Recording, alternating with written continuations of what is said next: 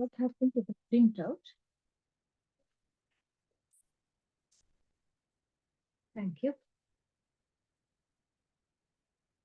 Om Sahana Vavatu Sahanau Bhunaktu Sahaviryam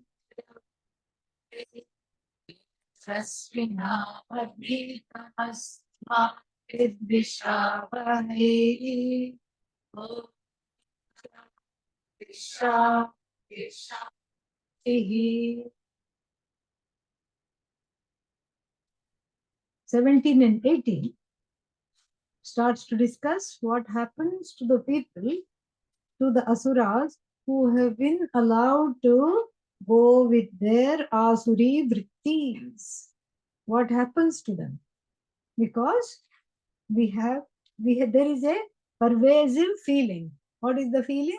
The feeling is that they are not getting their just deserts. I am following dharma, but the other person is not following dharma, and still they are getting ahead, and I'm not getting the promotion, I'm not getting the happiness in life. The other people who cut corners, who do all kinds of wrong things, are getting ahead. This is a pervasive feeling. If you don't have it, then that means one is not being honest. Yeah. At some time or the other, it's a child's feeling. We have to understand. It's the child's feeling that the mother and the father are perhaps favoring the other child. You see, that same thing comes here. I have been good. It's not my fault. And then still other people are getting ahead.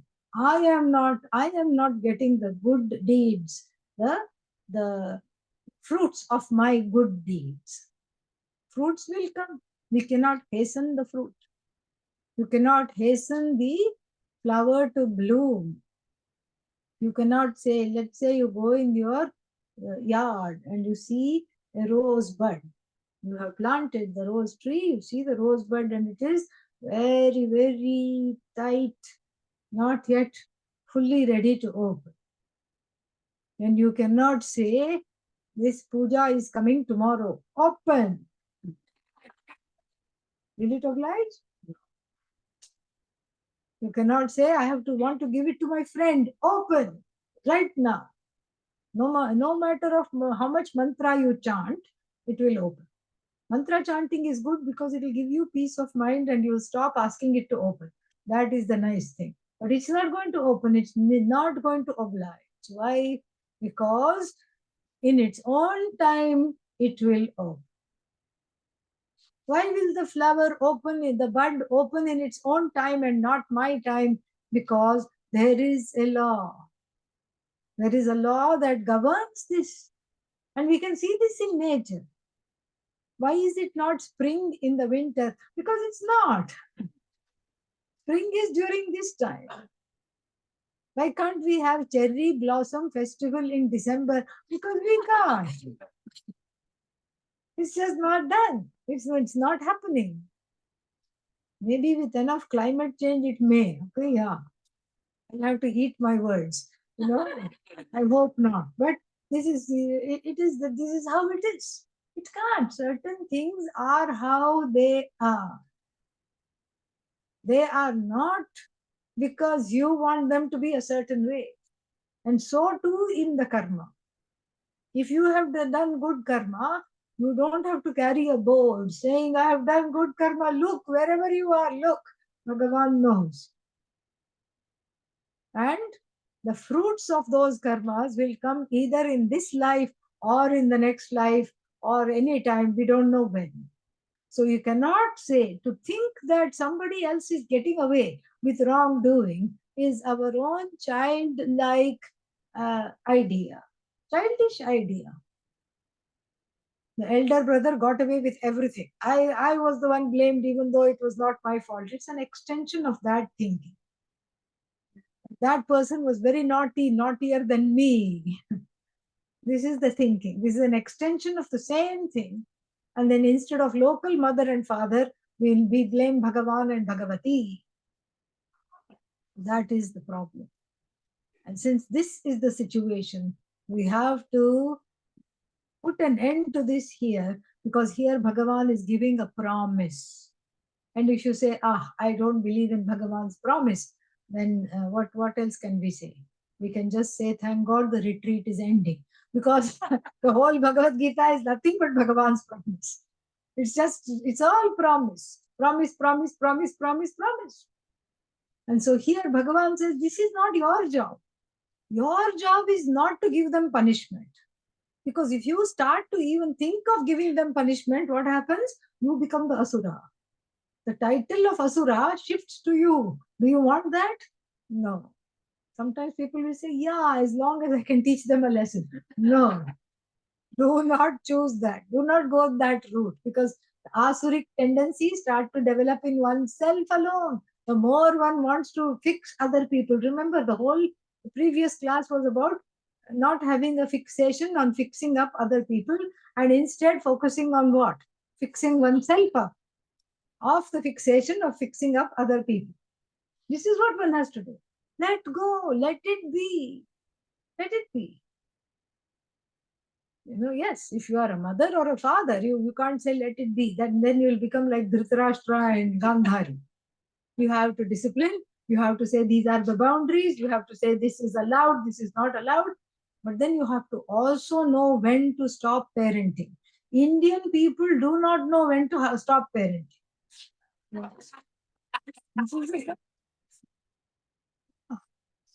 They think it's a lifelong duty. Yeah. You don't know how to stop parenting. Here in itself, in this area itself, I used to teach in SSBT temple in Maryland. And then there one 85-year-old gentleman came and said, my son does not listen to me. And he was very elderly. So I had only one question. How old is your son? 62.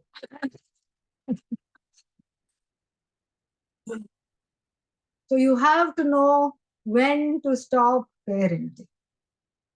And we have to have a cutoff age.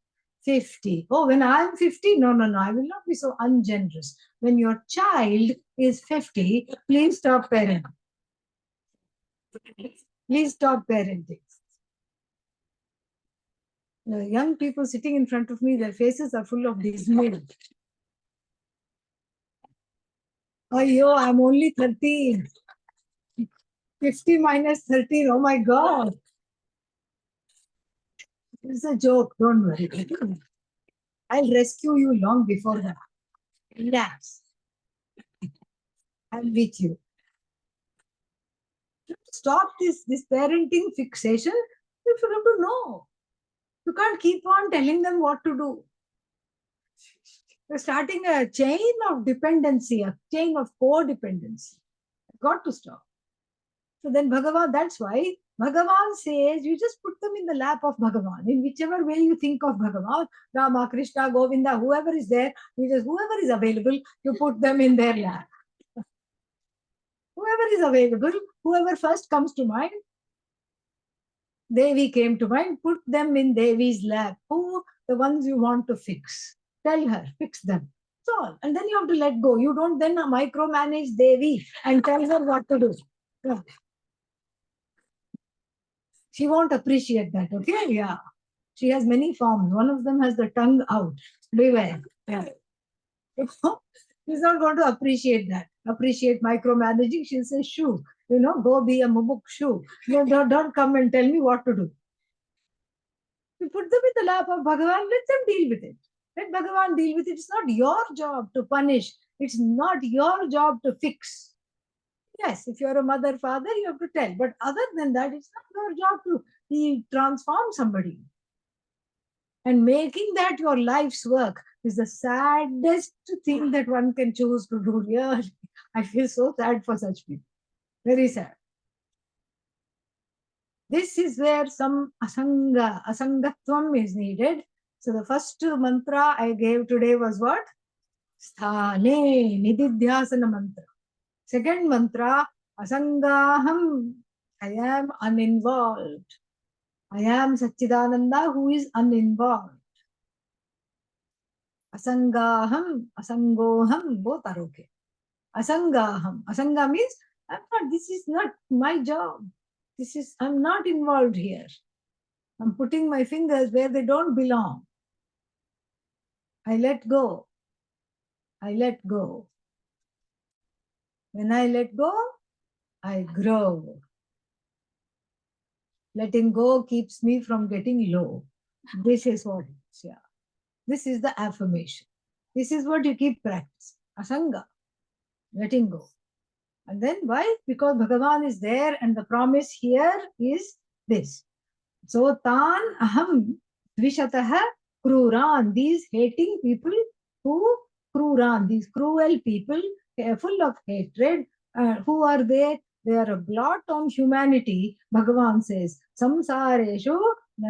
So Naradhaman means they are the lowliest of the lowliest of the lowliest of human beings. There can be barely called human beings. So tan, such people, samsareshu kshipami. Samsareshu. I thought this was samsareshu is plural. Okay. Samsare kshipami it should have been. I'll put them, throw them, kship to throw. I'll throw them in samsara. As though one samsara is not enough, he says, into many, many samsaras, parallel universes of pain and sorrow, I will cast them. When ajasram, repeatedly cast them, and their lot will be just to keep being born again and again. Asurishu yonishu. Yonishu means in the various birth canals of fighting beings, asuric beings. All kinds of things. Difficult life where there is so much self-conflict, you're not able to live with yourself. That's why you unleash this reign of terror on other people, like Hitler, Mussolini, and all other modern-day terrorists do. It's a very difficult life, terrorizing life. So, Kshipami Ajasram Tan, Tan means all of them. Kshipami, I will throw, I throw them when Ajasram repeatedly. All the time I throw them Asurishu Yonishu into births which are difficult. Difficult births. Lobster, what happens? What happens to lobster? It bites, it cuts. And then after that, somebody comes into the restaurant. I've never understood this. And it is there, these huge things are there. And then the person goes, I'll have that one. And then it is boiled and then cooked and everything, and it's prepared. Yeah. Imagine going into that boiling water. It's just the thought of it is just, frightening. But that is the lot. That is the lot of the asuras. And repeatedly I keep doing this, and these kinds of experiences, I do that because they are lowlier than the lowliest, Naradhaman. And then what happens? Asurim yonimapannaha. So after they gain these entry into these asuri yonis, into these wombs which are there for just propagating the cruelty. In other words, they are born to asuras, already asuras. They are born to asuras.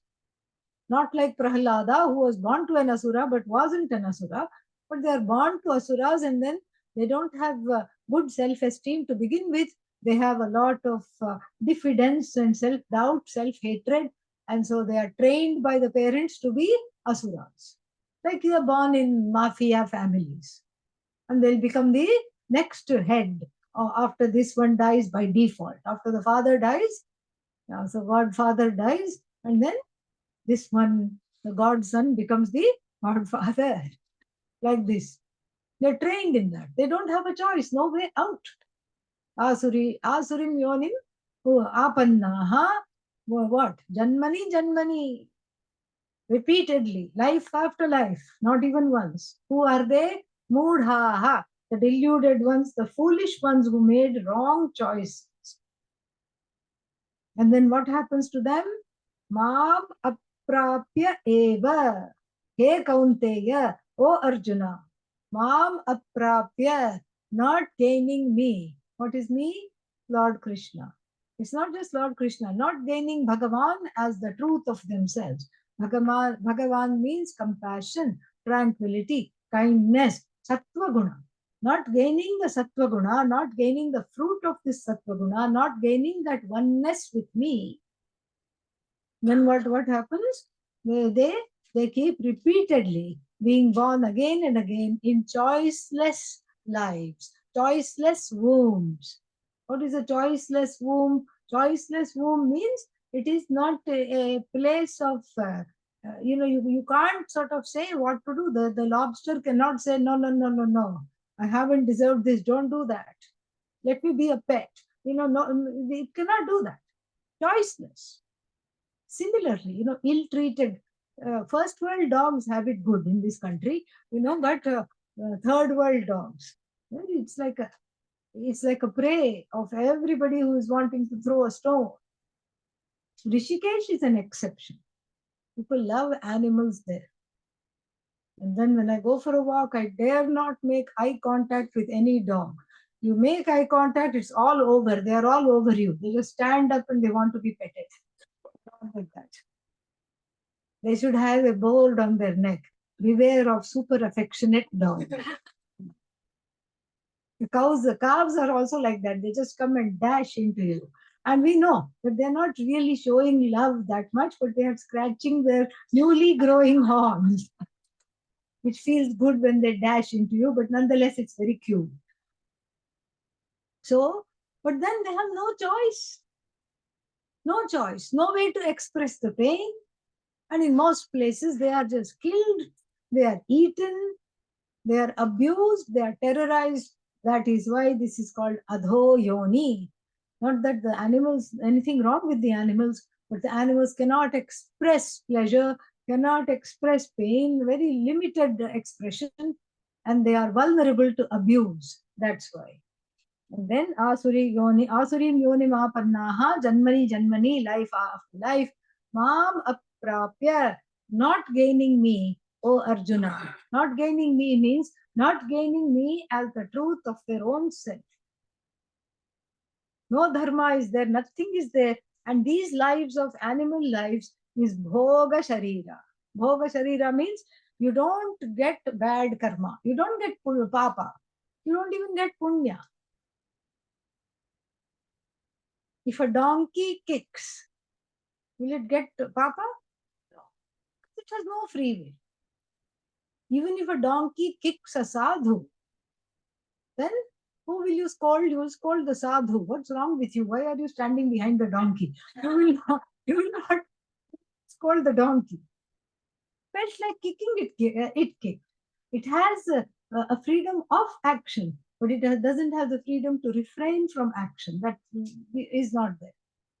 It has the freedom to act, but it doesn't have the freedom to not act at will, because there is no will. Donkey will kick, dog will bite. It doesn't incur karma. Bhoga sharira. But there is no punya also. If a dog brings, you train the dog to bring the chappals, footwear. It brings the footwear to you, it brings you the newspaper, it brings you back the ball. Does it get punya? No, it doesn't get. It is merely eking out the punya papa from previous lives. But if it is born, if the dog, cat, so many animals, if it's born or raised in a house of a Vedantin, then next life definitely it will be a human being. That is what. Definitely it will be a human being, and it can pursue this knowledge. It can have free will. It will not be abused so much. And then mam aprapya mudhaha. Then what do they do? What happens to them? Yanti. Tataha, thereafter. Tataha, thereafter. Yanti adhamam gatim. They gain horrible ends. They don't gain wonderful ends. That is the 20th one. From the 21st to the 24th verse, see now this completes. The 20th verse completes the description of what were we studying? Asuri Vritti, Asuri Sampat. It completes the whole description. What all to do, what all to not do, how to be, how these people are, so that We can not, it's not a diagnostic tool for others, as I have said again and again.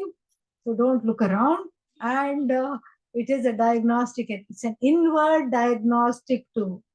What among these tendencies am I developing? How to rid myself of those tendencies? This is what it is.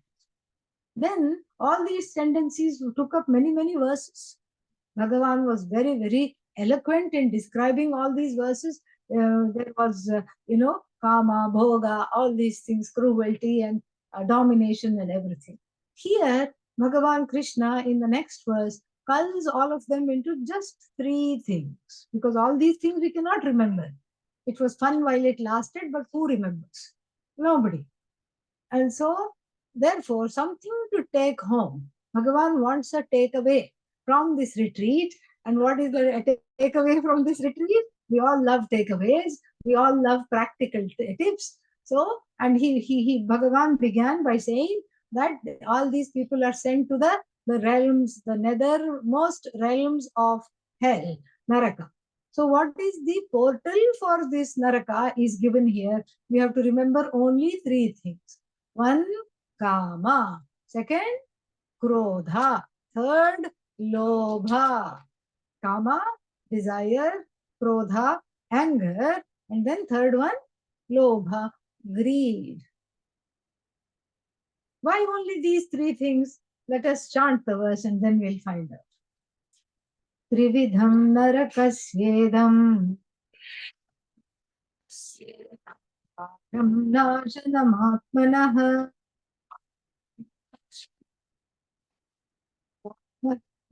तथा लोभः तस्मादेतत्त्रयं त्यजेत्.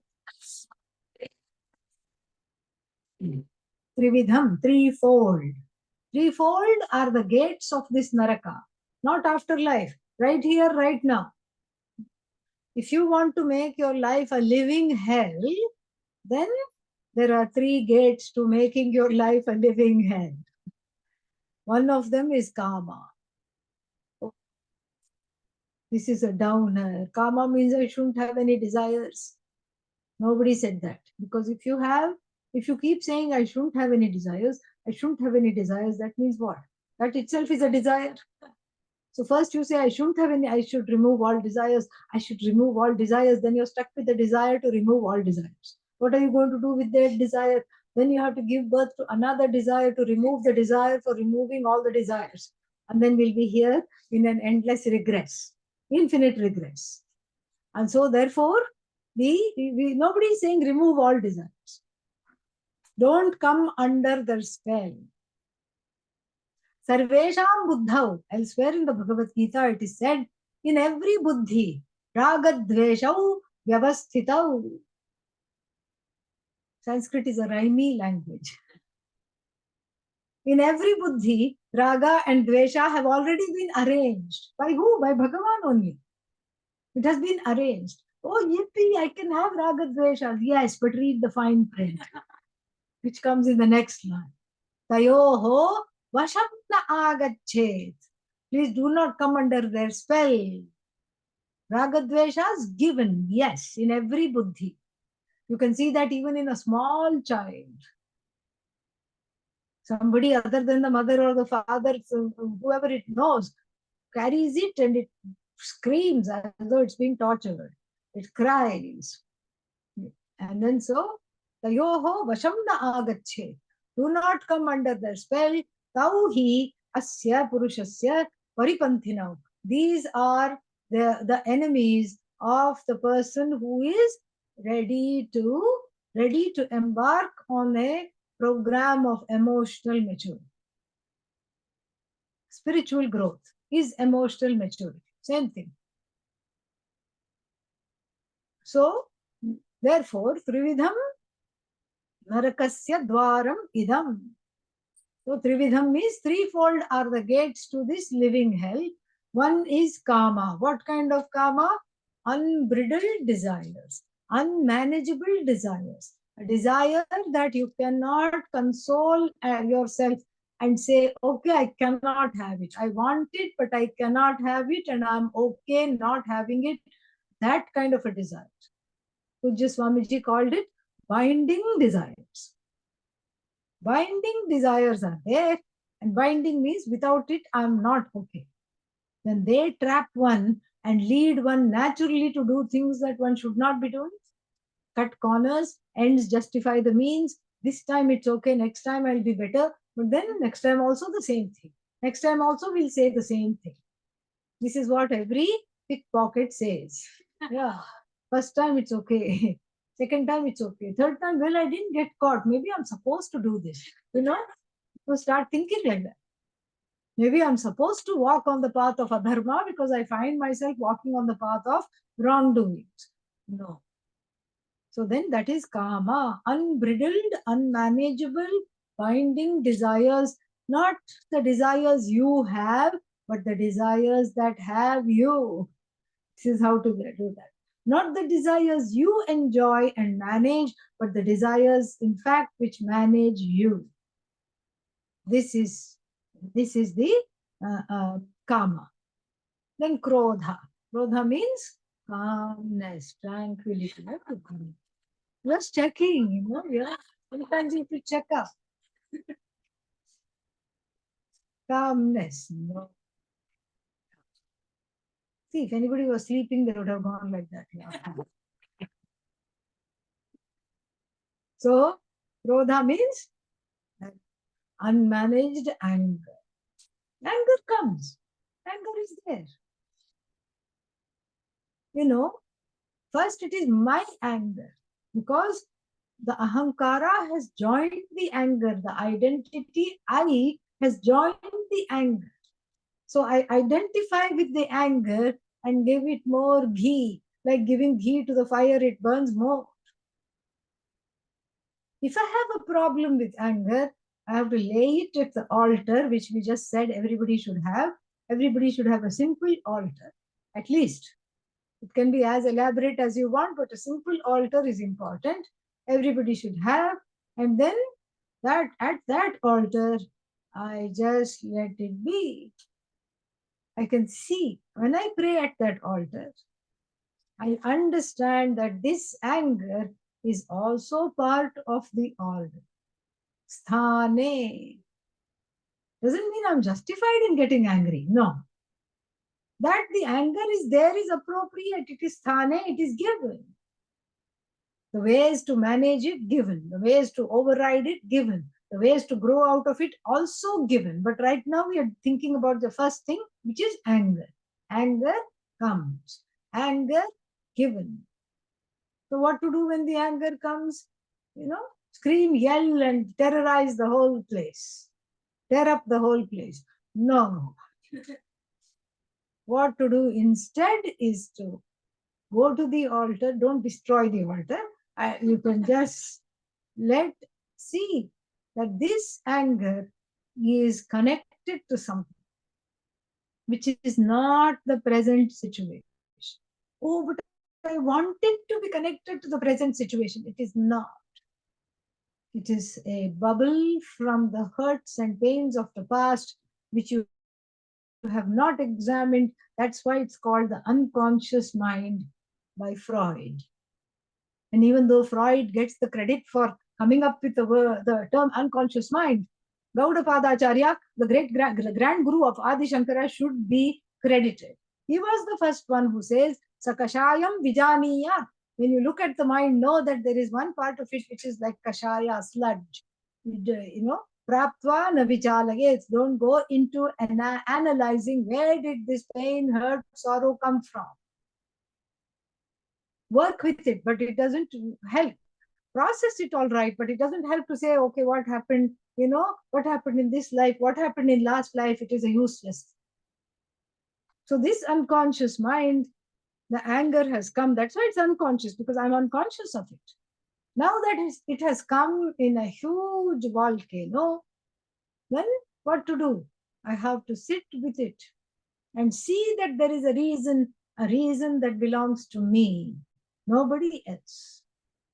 It's the internalization of something from the past that belongs to me. I take some deep breaths. I allow it to pass without hurting myself, without hurting others. It stems from a hopelessness and a non-acceptance of the current situation. We have already talked about the hopelessness and non-acceptance. And so now it has become a law. It's no longer my anger. You see that? I've already let go. It's not my anger. How come it's not my anger? Because it's a law. Whenever there is a situation, then there will be anger. Whenever the desire is thwarted, anger ensues. It's a law. It's Bhagavan's law. It's no longer my anger. So I am relieved of the pressure to hold on to it and reproduce it constantly. Because now I see it is a psychological order of Bhagavan. Given this background, such a child, because of its neglect or because it was parentified at a young age, will grow into a person given to anger. This now becomes a law. It still doesn't absolve me from working on it. I have to work on it. It's just like any other illness, you see, any other aberration. So that too is a law. Supposing somebody has a chronic illness, and let's say there are some statistics about the illness. Let's say it attacks people between 40 and 50. And then you can say, check, yes. And then it attacks males more than females or females more than males. There'll be all these statistics. These are the symptoms. This is how it manifests. This is how it can be managed. It also is just like that. You don't take it on as mine. There is no mine. It's just Bhagavan's law. And then seen from that standpoint, I can feel sorry for this small child within oneself. One can feel sorry.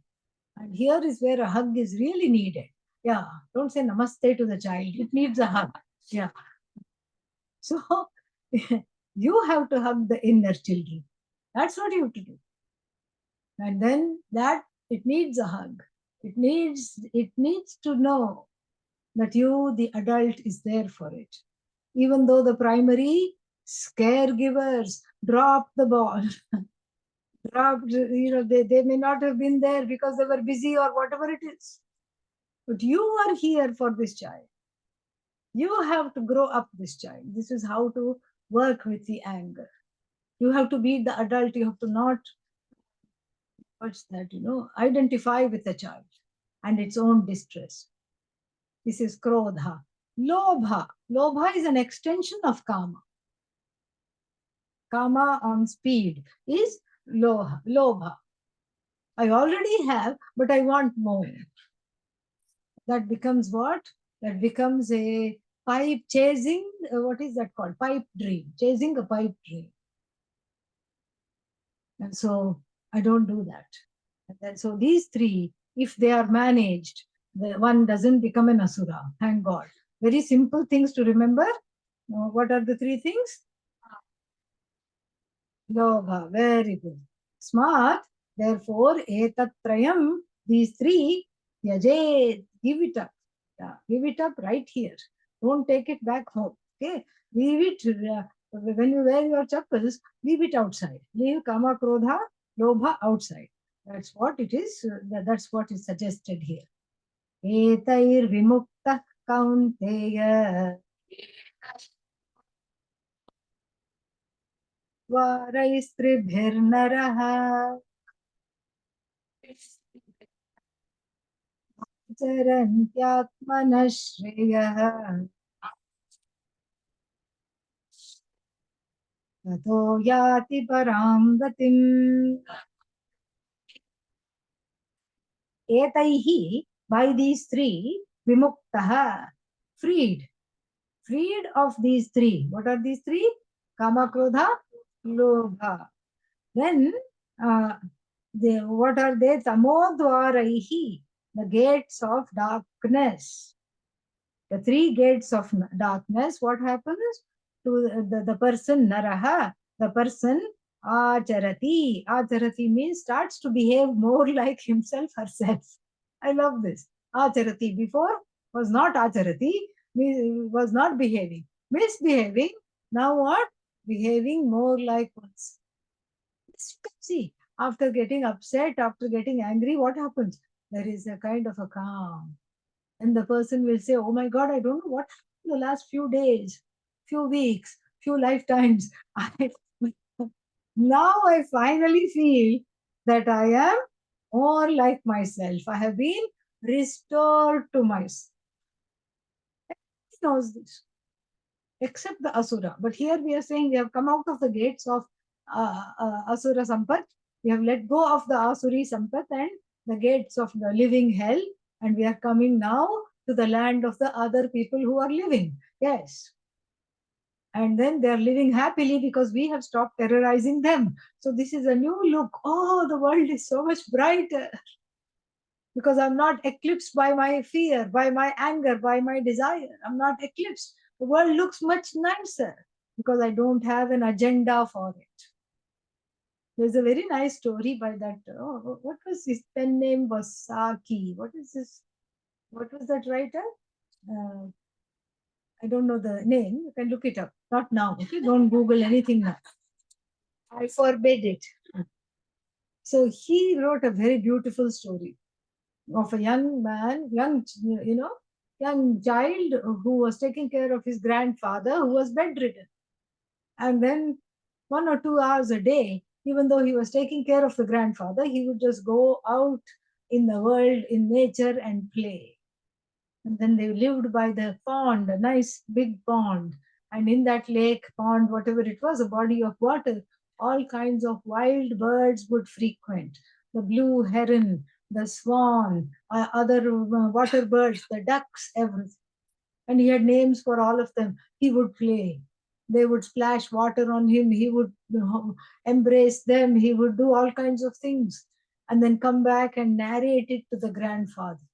First, the grandfather was very happy listening to it. By the third day, he said, I also want to hug a blue heron. I also want to see it up close. And he tells the grandchild, can you bring me at least one duck you can catch and bring me? He says, no problem. They all come. They all eat out of my hand. I take some bread and they're all happy. We all eat together. We all play. And then I come back. No problem. I can just bring one to introduce you to him to you. No problem at all. And the next day he goes out, not a single bird in sight. The pond is just not even a ripple, no animal, nothing breathing. They are all hiding behind the bulrushes. He calls them out affectionately, each one by their name. Not a single one comes. They're all waiting and watching in the distance. And one small baby escapes and comes into the water, and then he just tries to catch it. It too runs away and goes under the wing of the mother. Not a single one comes. The boy goes home very sad because he wanted to please the grandfather. And he tells the grandfather, I don't know what happened today. They're all mad at me. I didn't do anything to them, but I just wanted to bring one thing for you. I'm so sorry I couldn't bring anything for you. The grandfather understood the whole thing and he said, it's not your fault. It is my problem that they didn't come to you. You just don't worry about bringing anything to me. You go enjoy. Can I go now? Yes, please go. And he goes again, splashing in the water. They all come back. They all come back in droves. They all come back. And the ducks are not ducking away from him. This is the very beautiful story which illustrates this. You have. When you don't want, it comes. When you let go, it comes. And so you have to come out of this anger, come out of this, all these being freed of the agenda for things, situation, and people. What happens? The person, acharati, finally starts to behave. Behave in meaning be more like oneself. Behave. Acharati.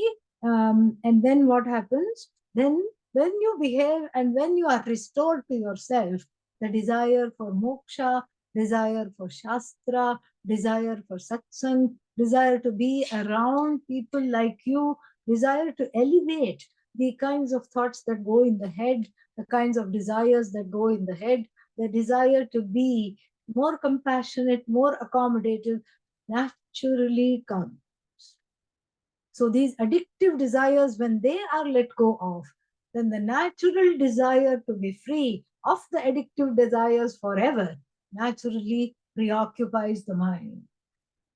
And the person wants Shreyas, moksha. The person wants moksha. Shreyas means moksha. Very nice word, Shreyas. Moksha. And then this moksha is what one wants, and this moksha is the freedom from being a wanting, nagging person. Freedom from, in other words, from being an asura. You either can be a bad asura or a sad asura. Both of them, there is really, it's a choiceless choice. Mad, bad, sad asura. Take your pick. Yeah. And so then, tato yati param gatim. Now, verses 23 and 24 are very important because it talks about how to grow out of these three things: kama, krodha, and lobha. Already forgotten. Yeah. Kama, krodha, and much better. So, it tells us. So, we'll chant those two and then we'll see. I'll be going a little bit over today. Is that okay? Yeah. Yes.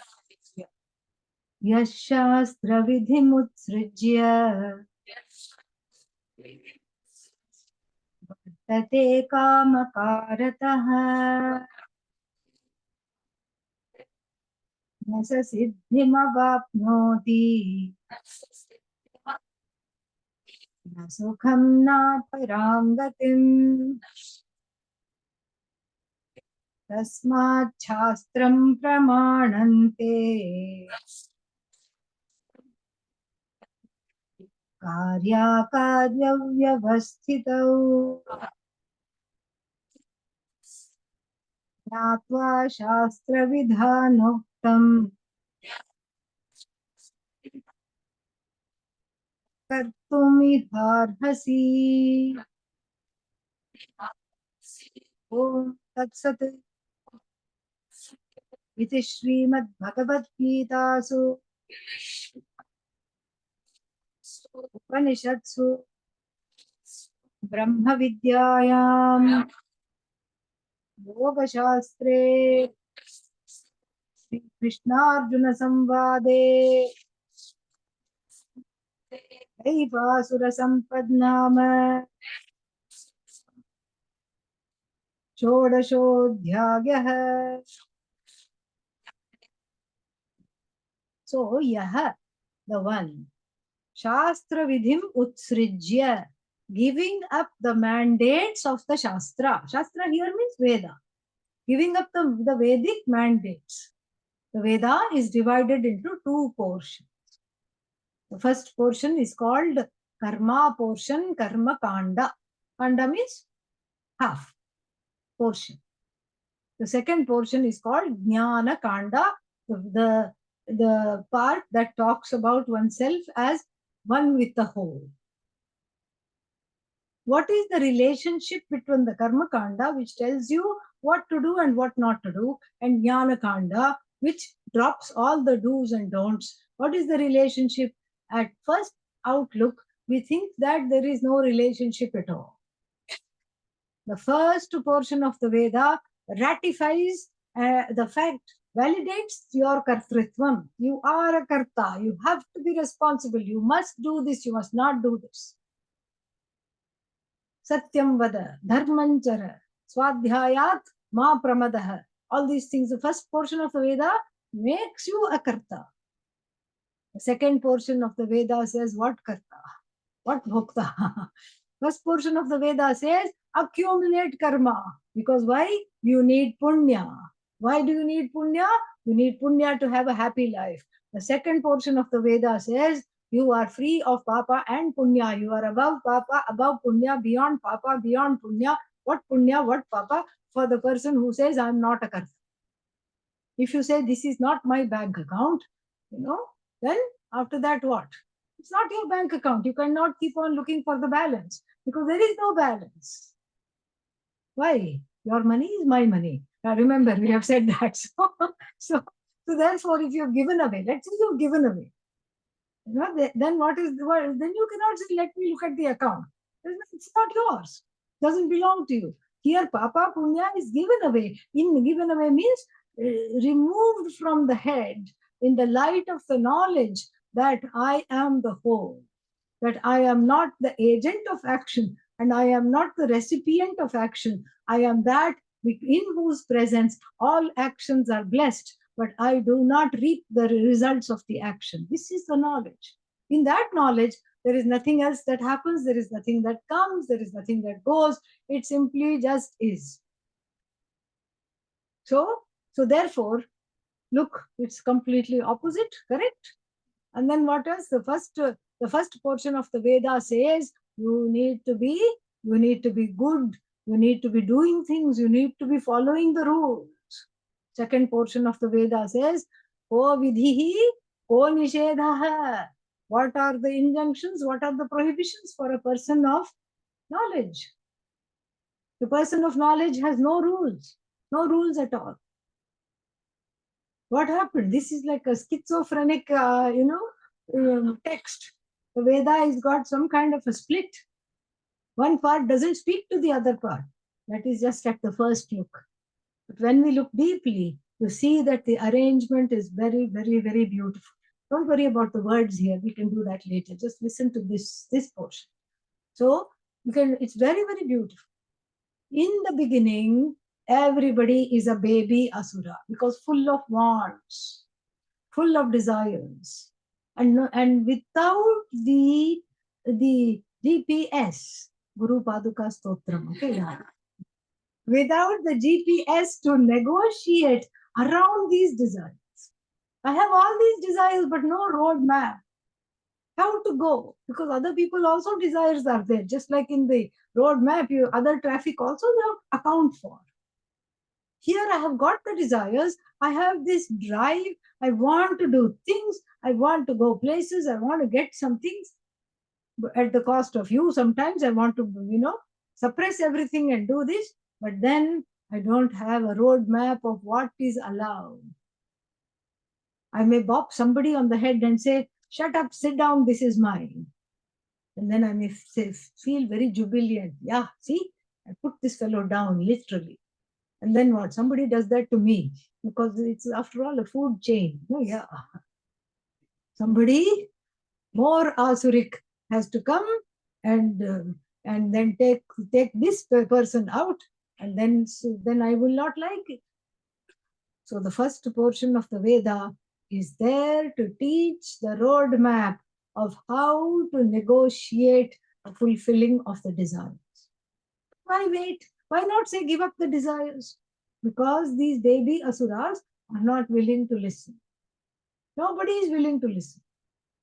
So the Veda has to come down to our level. The Shruti is like a mother, a functional mother we have to add in these times. A loving, functional mother who basically is wanting nothing but for the good of humankind. So she says, yes, you have all these desires, no problem. Let me teach you the secret to their fulfillment. And then after a while, you find out that the secret to their fulfillment involves a lot of ghee. That's all. It's just yajna after yajna after yajna. This is what the ancients did. All our ancestors did that, kept on doing yajna even in sleep. I think their hand was going like that. May have had a repetitive stress injury also. And keeping on doing morning to evening. Why? Because the desires are so many. And here comes the Veda and says, this is the way. Yajna means prayer. That is how they prayed. In ancient Vedic times, this is how they prayed. They didn't have icons, anything like that. They just prayed by invoking the fire and using the fire as a postman to reach other devatas. That's how it was. So you give the oblations to the fire, and the fire is a very honest mail carrier of your desires. And then it will carry your oblations to various, and your prayers to various devatas who are in charge of fulfilling them. Bhagavan in the form of various devatas who are in charge of fulfilling them. This is how it used to be. So the bigger the desire, the bigger the homa, bigger the desire, bigger the puja. Afterwards, homa was replaced by pujas. Doesn't matter. It's all like this. So, in a way, the Veda did us a favor. The first portion of the Veda is still doing us a great favor. Why is it doing us a great favor? It's doing us a tremendous favor because it keeps us doing a benign action of Veda, of offering ghee into the fire rather than plotting to rob a bank. This is the greatest favor. It has kept us on the road of righteousness just by keeping us occupied and making us go from prayer to prayer to prayer. Because it has taught me how to pray, I have learned not to prey upon the emotions and the resources of others. This is a very beautiful thing it has done. Keeping the person constantly in prayer has made them have forged a close relationship to Bhagavan one, and then made them devout, two, made them a bhakta, and number three, given them emotional maturity. First, a sense of acceptance. Yes, this is the best way. Kept them in dharma, righteous living, righteous ways, no matter what the difficulty is. This dharma is very important. So the first portion of the Veda teaches samanya dharma. Do not do unto others what you do not want them to do to you. Don't do that, period. No exceptions. Do you sometimes like to be cheated? Not all times, but once or twice a day, it's okay? No, then don't do that. Do you sometimes like to be lied to? No. Samanya dharma doesn't have any, what is that, maneuvering possibility is not there. This is samanya dharma. Veda teaches us that. Then the Veda also says, behave how you are supposed to behave wherever you are. Vishesha dharma. So if samanya dharma is a big circle, meaning it is absolute, never is it okay to kill. Not in any civilization, not in any point of history, never is it okay to steal, to kill, to defraud, to tell a lie, to take away somebody's possessions. It's never okay. So that is samanya dharma. If we think of it as a big circle, inside we make another circle, concentric circle. So inside this big circle, there is a smaller circle, vishesha dharma. Ahimsa. Is it a samanya dharma? Yes. Do not hurt anybody. And yet, if one is a doctor, a surgeon, what do you have to do? Wield the scalpel. But still the doctors are thanked. The doctor is not condemned for wielding a scalpel. Why? Vishesha dharma. Yes, some himsa is there. The skin is being cut into. The stomach is being cut into, but to take out a tumor to save the life. So there is a greater good here. That is why the doctor will very confidently say, this is the only way. We have to operate that which does not belong and take it out. We have to cut here. Then the doctor does not benefit from cutting. Correct? Who benefits? You. The patient and the family benefit. This is Vishesha Dharma. Vishesha Dharma is not so much about right and wrong, because Samanya Dharma comes alive in the form of Vishesha Dharma. It is Samanya Dharma only, but it comes alive in the form of Vishesha Dharma, that the Samanya Dharma interpreted, live interpreted, in to fit a particular occasion, a time, a place. Rama is being driven away from Ayodhya. Why? Because he has to go and spend 14 years in the forest. Forest means it's not, just going there and putting up a tent, camping. Now there is a glamour camping, glamping. No glamping in the ancient times. Forest Vanavasa meant a death sentence. And as soon as the tigers and the lions received, Some people are coming to live in the forest. They said, okay, lunch, dinner, fantastic. That's how it was. You fell prey to the predators. So when Rama goes, the whole Ayodhya, the streets of Ayodhya, according to Valmiki's Ramayana, were flooded with the people's salty tears. It's almost like an ocean of tears was flowing through the streets of Ayodhya. Everybody was mourning. Everybody was sad. The roads were all wet. And as they are going, Dasharatha, Rama's father, screams and says, stop. And then the mantri, the minister who is driving Rama to the Sita and Lakshmana to the edge of the forest, says, Rama says, the mantri says, I have to stop. It's the king. No, keep going on. Dasharatha again says, I'm not asking you as a father, I'm asking you as a king. You will lose your life if you don't stop. Stop in the name of the king. And then Rama says, keep going. Mantri says, the minister says, it's nice of you to say, keep going. You're going to get off. I have to come back. Very nice, okay? Yeah. Says, no, keep going. You can tell my father that the wails of the people, the cries of the people, and then the hoofs of the horses kicking up all the dust, and the noise of the wheels of the chariot. Because of that, I could not hear you. Oh, your majesty, tell him that. Is it a lie or not? It's a lie. Yeah. But Rama, the embodiment of Dharma, is telling this. What does that mean? It means, and then he gives the reason. That's when we will understand. He said, I'm doing this because the people of Ayodhya and my father cannot stand a second farewell. Cannot stand a second farewell. In India, goodbye means goodbye. No, you don't come back and take a bow again. In Western concerts, that's how it is. Yeah, I went my first Western concert. I went there and then, very nice. We all clapped. And then they came back. And then I said, okay, why are they back? Then everybody clapped. I said, oh, okay. Wanted a little more applause and I clapped. Everybody clapped. So I also did what everybody did. Vishesha Dharma. And then again they went behind somewhere, behind the curtain. They came back. 5, 6, they came back. Then I said, I don't know how long they'll keep on coming. And so I only just left after that. Kept on coming back. I think usually I think the good number is 3. Maybe you should come back for 3 times and then after that no more. But these people didn't know that rule. They just got very excited. So in India, you don't keep coming back like that.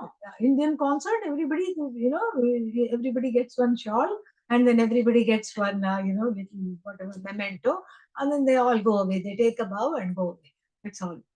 Or maybe they are asked to play one more number, they may play, but generally no, because they end with Mangalam. It's a particular kind of a thing.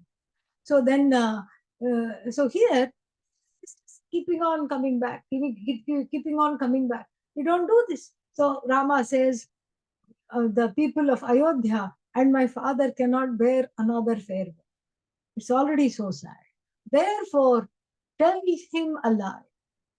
You see, it does not benefit the mantri, it does not benefit Rama, and so therefore it is Vishesha Dharma.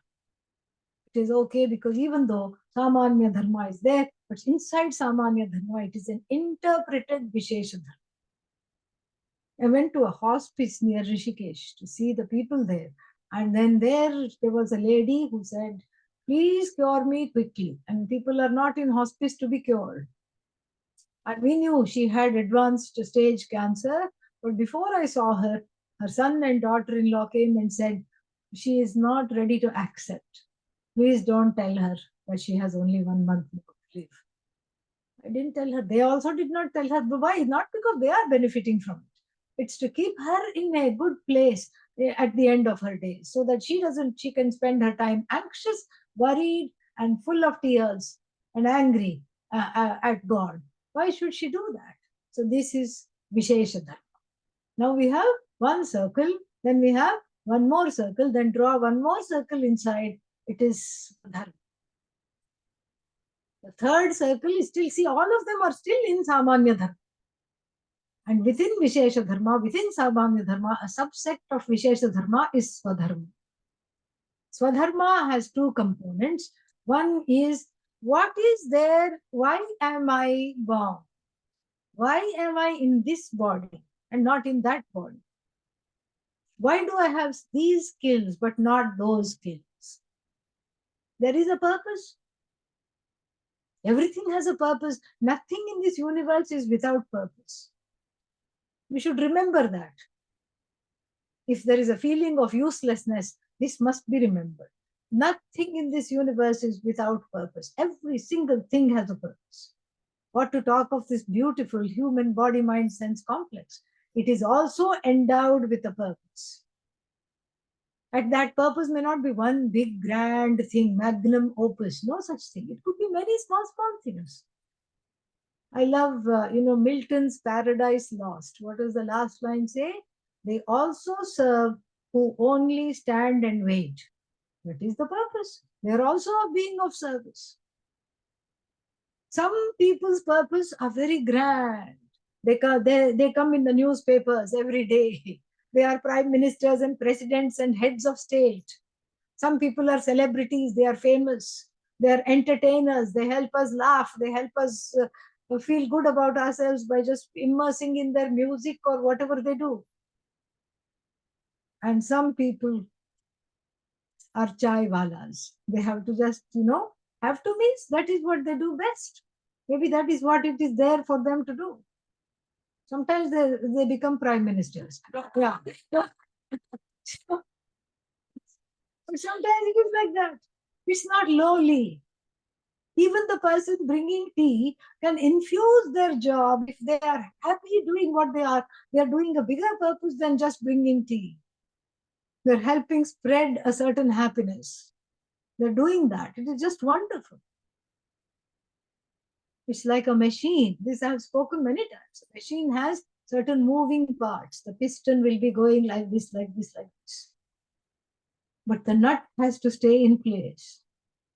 One day this nut thought, that piston is pun intended. This nut thought, you have to joke and you have to tell the joke also. Look at my karma.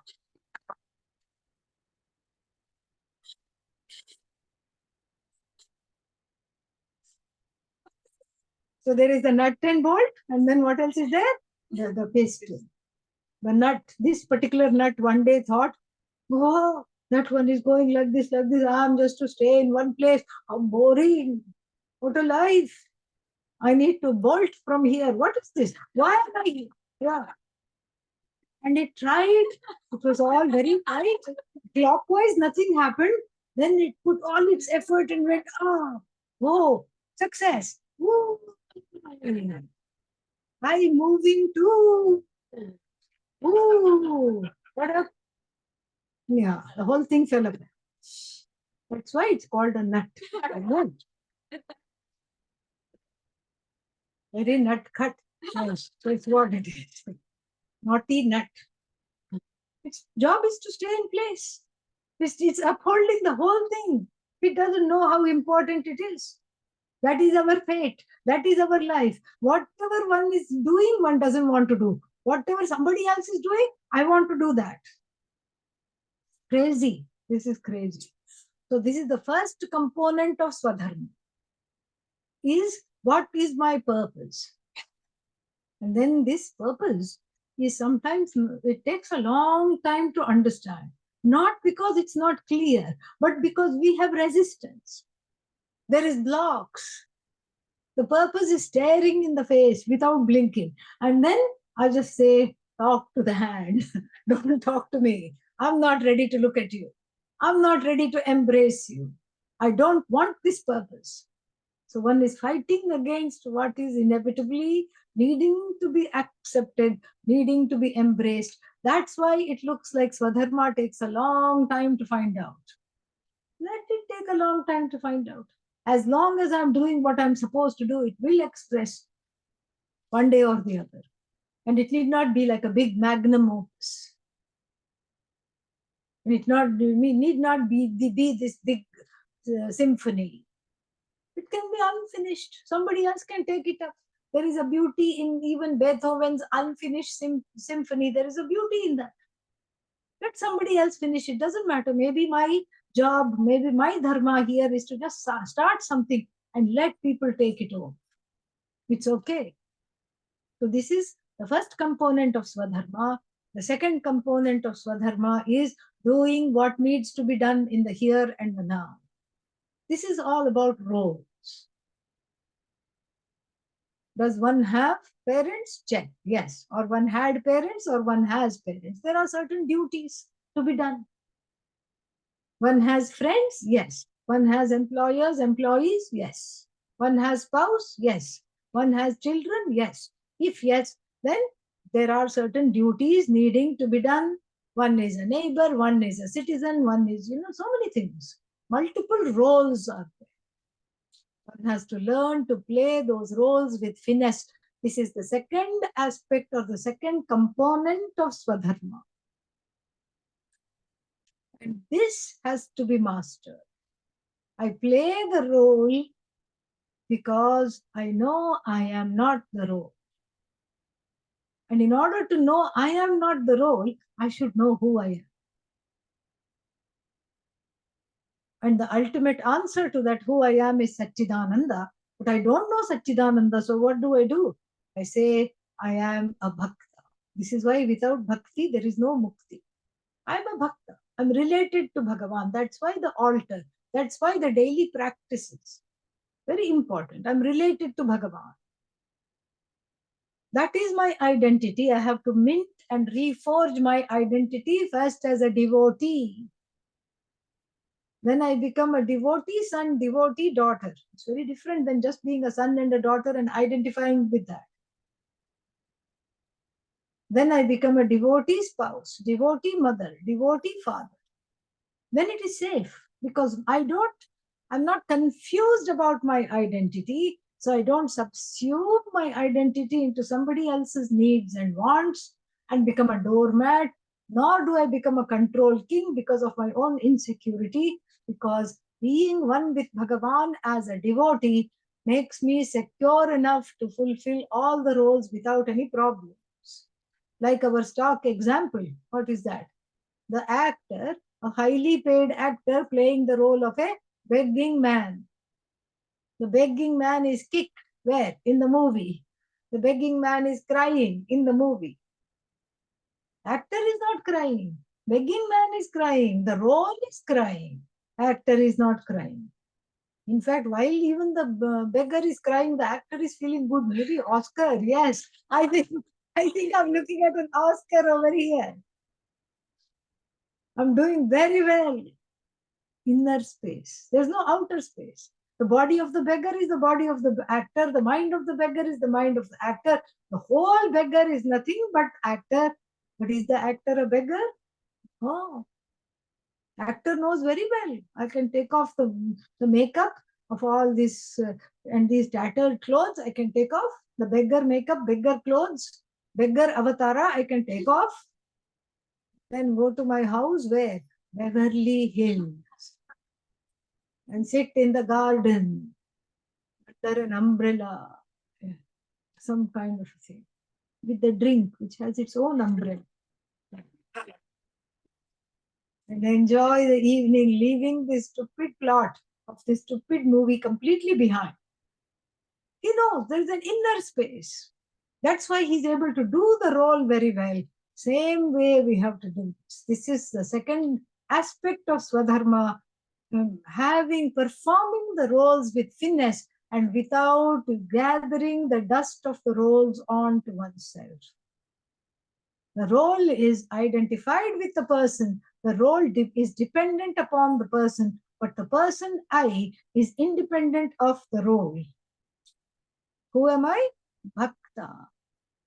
This is what it has to occur. This is what the first portion of the Veda gives.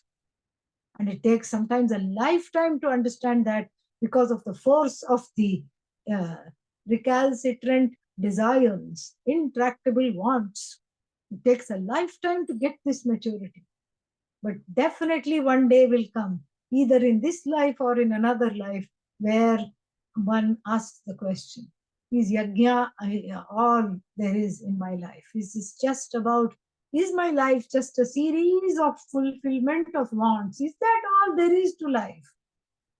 When I ask the question, the second portion of the Veda shines. No, you are not simply a doer. This was needed to get you to this place of maturity, inner maturity, certain spiritual growth. That yearning for that growth has come, means one has graduated from the first portion, the karma portion of the Veda, to the knowledge portion. Here, Bhagavan says it will happen naturally. It will happen naturally. If you lead a dharmic life, moksha is guaranteed to you. So then ajarati. Ajarati means according to dharma, ajarati. Ajarati. And then shreyah tato yati param gatim. So ajarati, because of the dharmic behavior, one is in dharma, then shreyas is not far away. It is definitely there.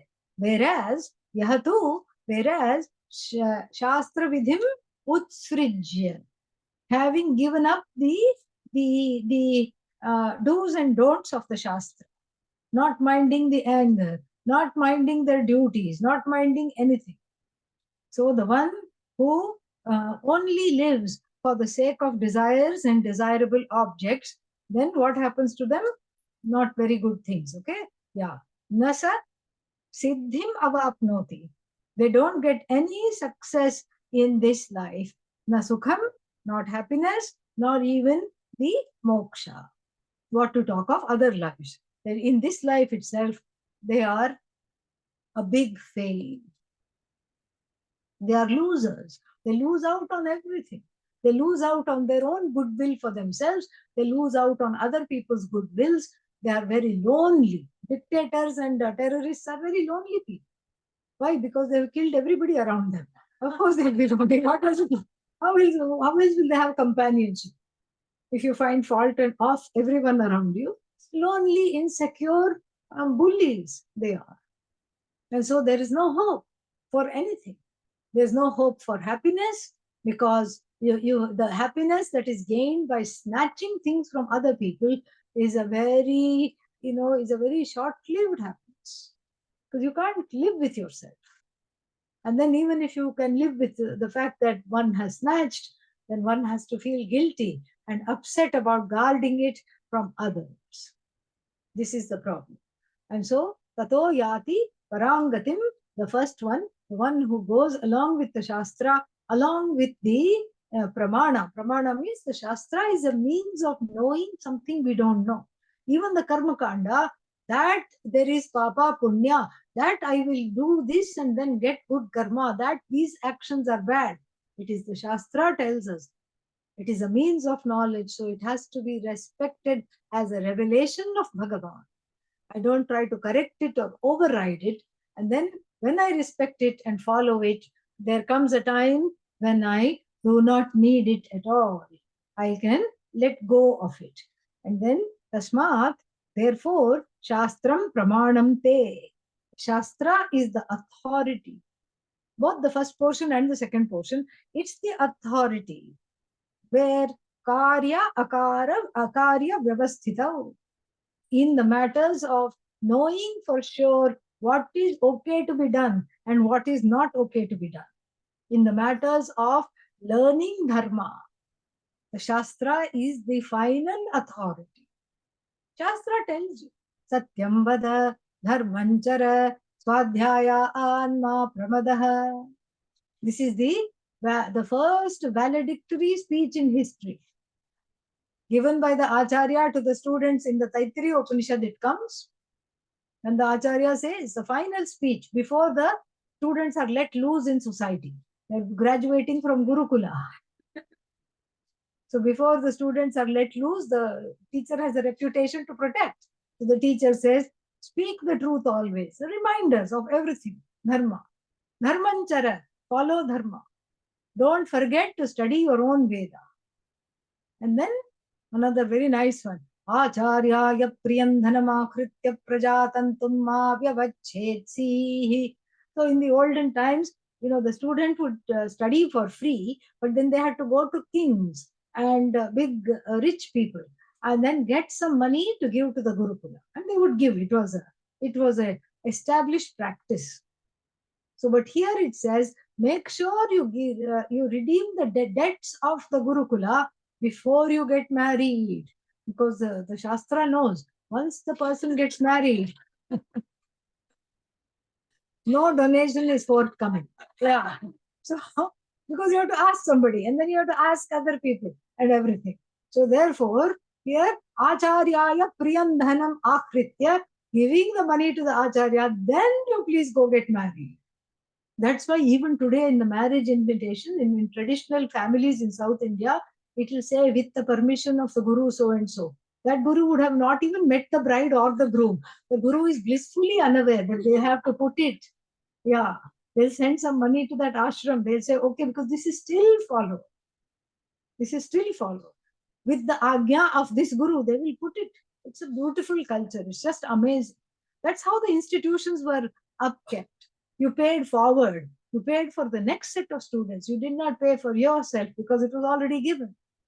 So then, satyanna pramaditavyam, dharmanna pramaditavyam, kushalanna pramaditavyam, भूत्यै न प्रमदितव्यं देवपितृकार्याभ्यां न प्रमदितव्यं मातृदेवो भव पितृदेवो भव आचार्यदेवो भव अतिथिदेवो भव यानि अनवद्यानि कर्माणि तानि सेवितव्यानि no इतराणि. Like this, it's just beautiful. It's just all dharma. So do all the things that you are supposed to do. Anavadya, karmani means totally unobjectionable karma. You please follow. No itarani. No in Sanskrit also means no. Okay? No. And then it's just very beautiful. It says that please follow the path of duty. Please follow dharma. Grow as a result. And there's also a blessing. May you be the one who sees the mother and father as incarnations of Bhagavan. It doesn't mean mother is Bhagavan. No. But it means you transcend the hurts of your parentage. Stop seeing them as people inimical to you. See them as a manifestation of Bhagavan, because this is what is in your Lord. Come to accept that. Don't see yourself as a target of that. Don't be victimized by your background. Very beautiful. And then it says, what to do if there is a doubt, if I don't know what to do. All the people, elders are there in the society.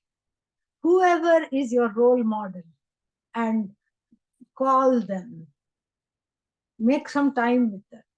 Lay your problem in front of them. And what they say, do that. How they walk, you walk like that. You will always be safe.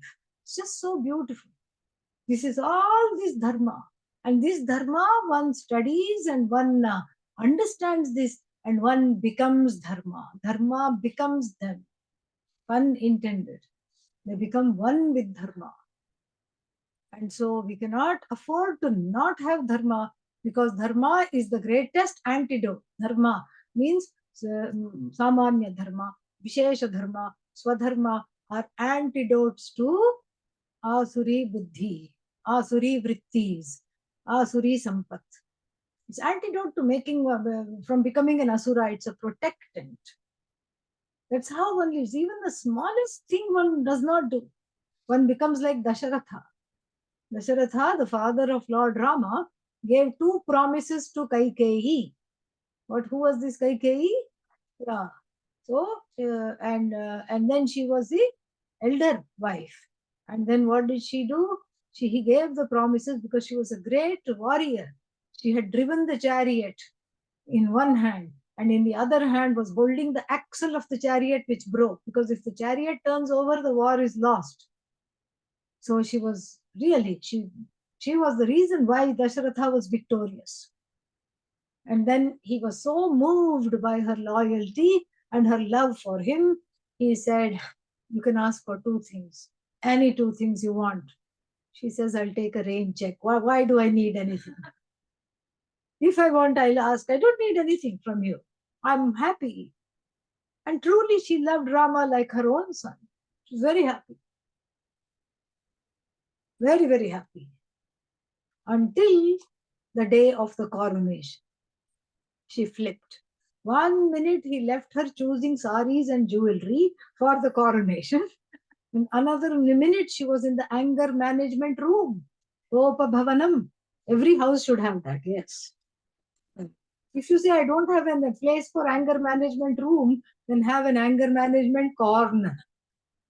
And we hear in the Ramayana, it was made of transparent material, so you could see them so that they were not harming themselves.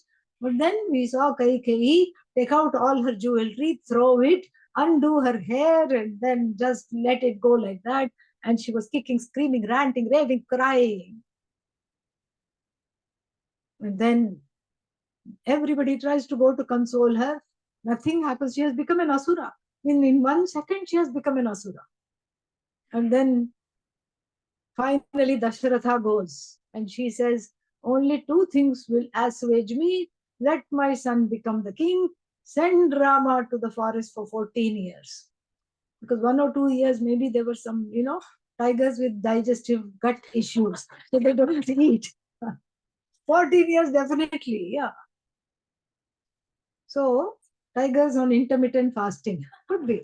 So, 1 or 2 years, they may not finish him off. But then 14 years, they'll definitely finish him off. That was her hope. And Dasharatha begs her, falls at her feet and says, let Bharata be the king. Rama will not mind, but I cannot live. My heart is in Rama. I will die. Don't take him away from me. She is relentless. And that is why we have Ramayana. But Dasharatha could have, see, the boons were given in private. And this is not a democracy. This is what, a monarchy. He is the executive. He is the, what is that? He is the legislative branch. He is the judiciary. He could have just said, what boons? No boons. Shut up, lady. Go get dressed. The Muhurta is going away. Then we would have had the shortest Ramayana in history. No Ramayana at all. But he was incapable of following adharma. Even the adharma of just saying, I don't remember these boons. This would have been adharma. He was incapable of that. That is how we have to grow. That is how we grow out of asuri sampat, asuri vritti. That is how we become very, very, very sattvic, very, very, very Bhagavan-like.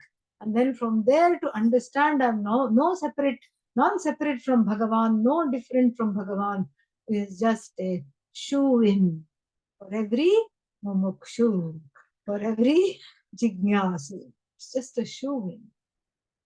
That's how it is.